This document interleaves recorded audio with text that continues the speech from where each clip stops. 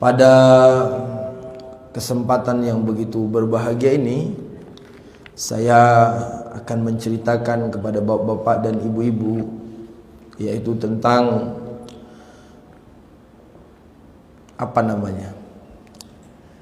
nilai-nilai keimanan atau kemudian cahaya-cahaya keimanan yang muncul dari hati sanubari para sahabat ketika menemani Nabi di masa-masa sulit.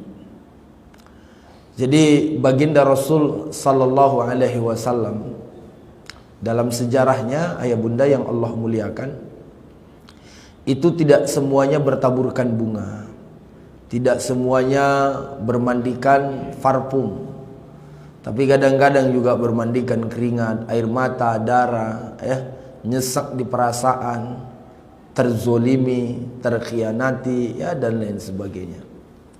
Saya kadang-kadang membaca sirah Nabawi ini mikir-mikir gitu, bahwa apa yang terjadi di zaman Nabi ternyata kadang-kadang Bapak Ibu masih relevan terhadap yang hidup di zaman sekarang ini.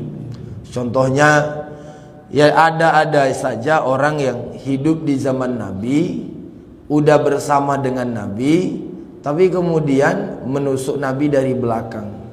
Munafik namanya. Artinya di depan awak senyum, gimana kabar, sehat pak, tapi ketika kita udah pergi, yang dia lakukan adalah menjelek dan memburuk-burukkan kita. Dan itu kejadian di zaman Nabi berulang kali gitu loh. Semenjak daripada Nabi menang di perang Badar tahun kedua Hijriah, itu Bapak Ibu yang dimuliakan Allah, dampaknya dampaknya luar biasa dan dampaknya dahsyat sekali. Efek daripada kemenangan di perang Badar itu, ayah bunda yang Allah muliakan, itu Nabi memiliki power yang amat sangat luar biasa di Jazirah Arab. Ada kelompok, ada komunitas yang kecil tapi kemudian bisa mengalahkan yang ada di Makkah. Dan zaman dulu ini pasukan yang ada di kota Makkah, yang dipimpin oleh Abu Ja'al, Umayyah bin Khalaf, Utbah, Syaibah dan lain-lain sebagainya, itu adalah mereka ini kompak gengnya dan terkenal. Ya kalau bahasa kita sekarang mungkin udah dapat akreditasi, udah dapat labelisasi.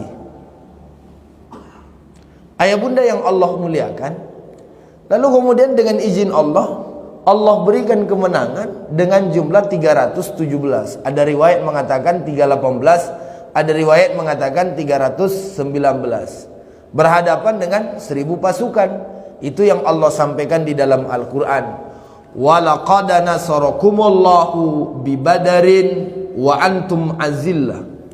Allah menolong kamu waktu di perang Badar, wa antum azillah, padahal kalian ketika itu lemah, nggak ada kekuatan, nggak ada pasukan.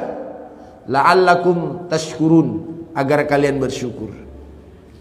Jadi ayah bunda yang Allah muliakan, kan saya berulang kali nyampein bahwa di perang Badar itu adalah perang kedua dalam sejarah Islam.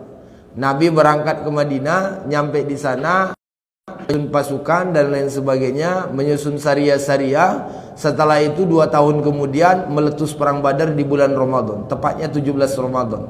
Dengan izin Allah, baginda Rasul menang. Sekarang ayah bunda yang Allah muliakan, kita ingin melihat cahaya-cahaya iman yang ada bukan di perang Badar, tapi di perang selanjutnya, yaitu perang